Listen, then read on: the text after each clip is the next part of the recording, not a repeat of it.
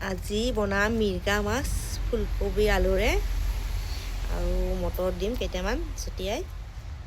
আজি বনাম ফুলকবি আলুৰে মিৰ্গা মাছ। এতিয়া ফুলকবিৰ বতৰ, খাই ভাল লাগিব। এতিয়া ফুলকবিটো কাটি মই বইল দি ল'ম। ৰাতিপুৱাই ফুলকবি বইল কৰি থৈছিলোঁ। অলপ গৰম পানীত আলু এনেকৈ কাটি থৈ ডিউটিত যাব লগা হ'ল, বনাব নোৱাৰিলোঁ। এতিয়াহে বনাম। এতিয়া বিলাহী, মটৰ বাকলি গুচা আৰু এইখিনি মই মিক্সিত গুড়ি কৰি ল'ম। পিঁয়াজ, আদা, নহৰু আৰু জলকীয়া। এতিয়া এইখিনি গুড়ি কৰি লওঁ আৰু বেঙেনা এটা ভাজিম। ৰাতি হ'ল বহুত, সেইকাৰণে এনেকৈয়ে বনাম আজি। চাব ৰেচিপিটো, চাই ভাল লাগিলে লাইক, কমেণ্ট আৰু ছাবস্ক্ৰাইব কৰিব। এতিয়া ৰেডি কৰি লওঁ। বিলাহীখিনিও একেবাৰে পেষ্ট কৰি ল'ম। বেঙেনা বৰা হৈ গ'ল, এতিয়া আলুকেইটা ভাজি ল'ম।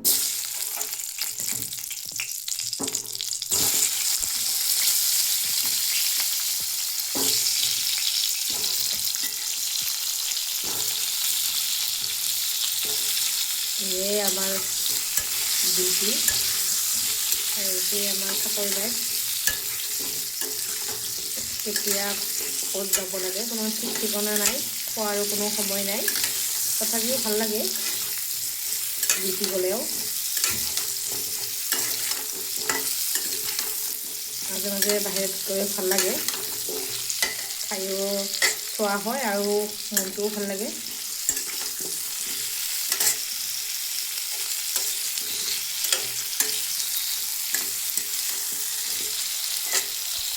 গৰম হৈছে, এতিয়া তেজপাত আৰু জিৰা দিছোঁ চম্ভাৰ।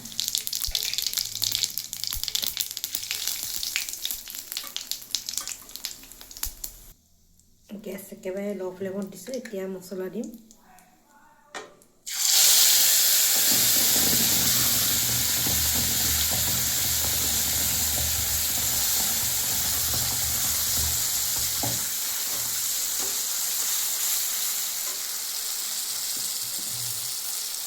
নিমখ, হালধি, ইয়াত আছে বিলাহী, জলকীয়া, পিঁয়াজ, আদা, নহৰু। অলপ দিম জিৰা পাউডাৰ।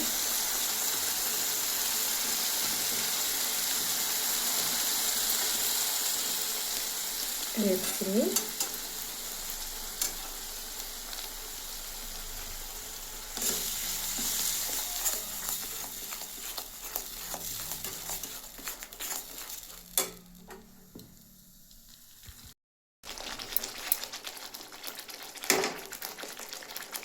দিম চব্জি, নহ'লে চাৰিওফালে চিটিকি শেষ হৈ যাব মছলা। এতিয়া গেছ বঢ়াই দিম।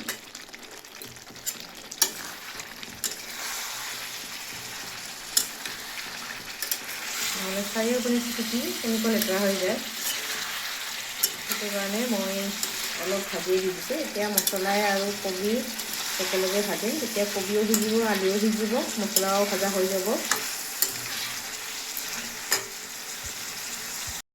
এতিয়া দিম পানী।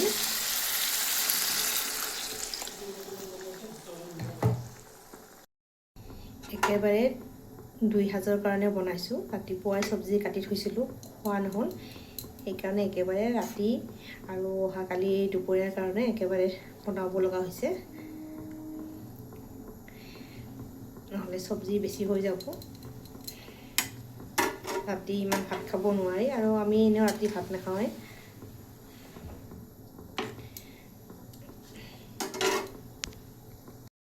এতিয়া দিম মাছ।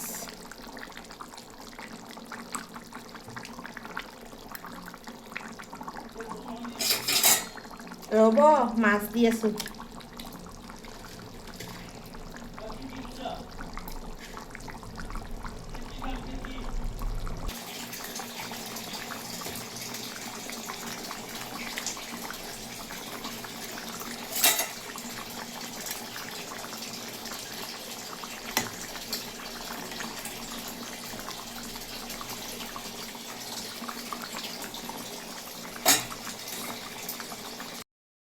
তাতে দিছোঁ ধনিয়া পাত,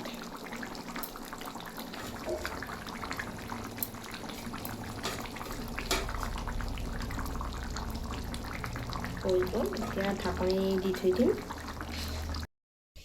এয়া আছিলে মোৰ আজিৰ ৰেচিপি, ফুলকবি আলুৰে মিৰ্গা মাছৰ জোল। কেনেকুৱা লাগিছে চাই জনাব। ধন্যবাদ।